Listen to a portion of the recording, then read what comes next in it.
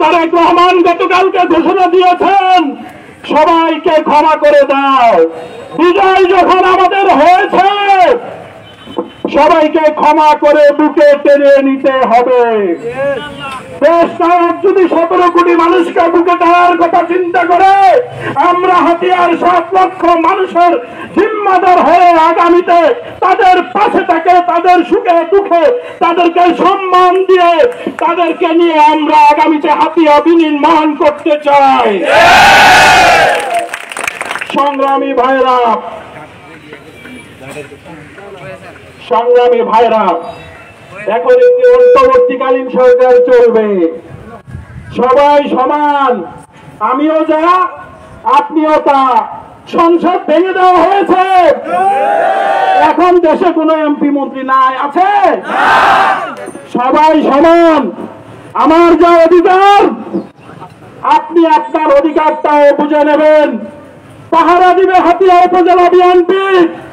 আমি হাতিয়া উপজেলা বিএনপির নির্বাচিত সাধারণ সম্পাদক হিসেবে আপনাদেরকে ঘোষণা করতে চাই, হাতিয়া উপজেলা বিএনপি অঙ্গ সহযোগী সংগঠনের নেতা কর্মীরা আপনাদের পাশে ভ্যানগার্ড হয়ে থেকে আপনাদের সম্মান, আপনাদের মর্যাদা, আপনাদের ব্যবসা বাণিজ্য, আপনাদের বাচ্চাদের স্কুলে যাওয়া সুবিধা অসুবিধা, ছেলে মেয়েদের মান মূল্য, প্রত্যেকটা বিষয় পাহারাদারের ভূমিকা পালন করবে।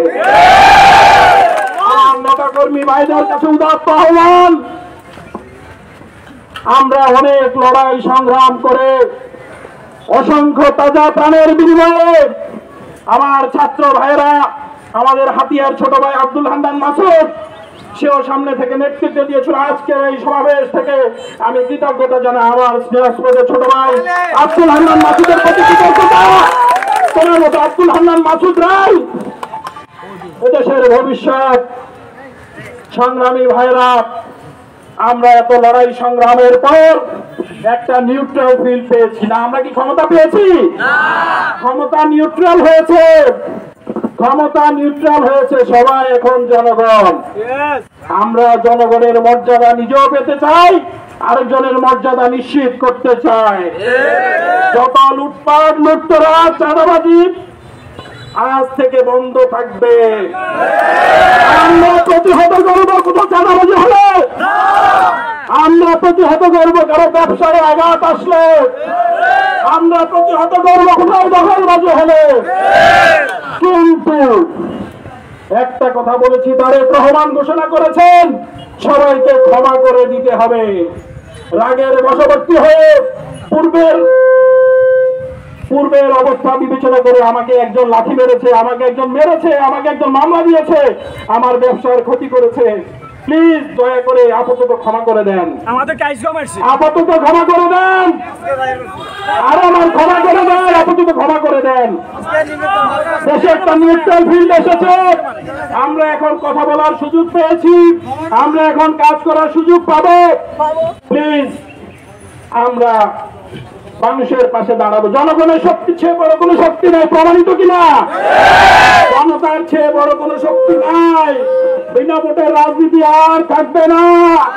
আপনি মেম্বার হইতে চাইলেও আপনাকে জনগণের কাছে যেতে হবে, চেয়ারম্যান হইতে চাইলেও জনগণের কাছে যেতে হবে। আমাকে হাতিয়ার এমপি হইতে হলেও আপনাদেরকে সাথে নিয়ে আপনারা আমাকেই বানাবেন, যদি আপনারা আমাকে যোগ্য মনে করেন।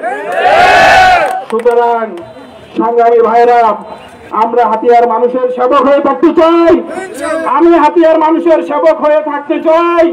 আমি উচ্চ শিক্ষা নিয়ে, বিশ্ববিদ্যালয় থেকে ইঞ্জিনিয়ারিং ডিগ্রি নিয়ে ব্যবসা বাণিজ্য করে সুপ্রতিষ্ঠিত হয়ে বিগত বছরের পর বছর ধরে হাতিয়ার তৃণমূলের রাজনীতি করে নেতা কর্মীদের ভোটে সেক্রেটারি নির্বাচিত হয়ে নেতা কর্মীদেরকে সাথে নিয়ে দীর্ঘদিন ধরে রাজনীতি করে আসছি।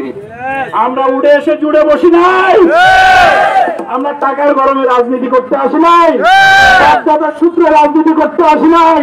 কর্মীদেরকে সাথে নিয়ে, বুকে সাহস নিয়ে, আল্লাহ ছাড়া কাউকে ভয় পায় না, আমাদের কর্মীরা আল্লাহ ছাড়া কাউকে ভয় পাবে না। আল্লাহ নিচে জনতা। সবাইকে ধন্যবাদ।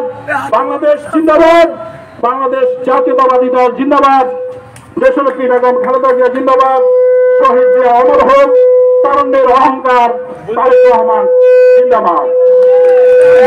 আমরা এখান থেকে